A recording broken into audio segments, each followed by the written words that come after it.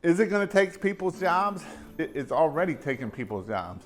People are already getting laid off, even at Microsoft, even at these other places. Tens of thousands of people have been laid off because of ChatGPT, not just ChatGPT, but AI figuring this stuff out, because some of these companies have their own AI, and it's crazy what's happening.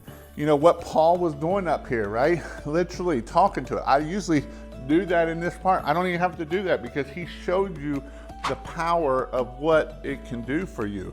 You can literally, when he's talking, you can hit the video camera and be like, man, I actually worked on a car that I couldn't see very apart. I'm like, what down there, what do I need to do to fix that? And it was like, it looks like this, so this, you need to take that bolt off that. And it literally walks you through what you need to do.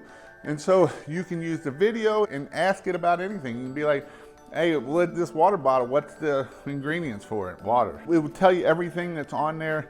It's pretty crazy what it can do. Can it take jobs? Absolutely. Who would think you would be able to be coached by AI that's got all the knowledge? Because everything that Ed Milet puts out on the internet, every podcast, everything he does, AI knows all of it. It knows every bit of it.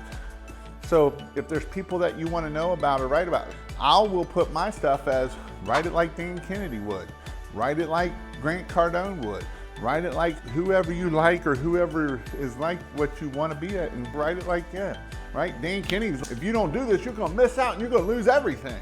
Or Grant Cardone's, just 10x it. And so you can write like that.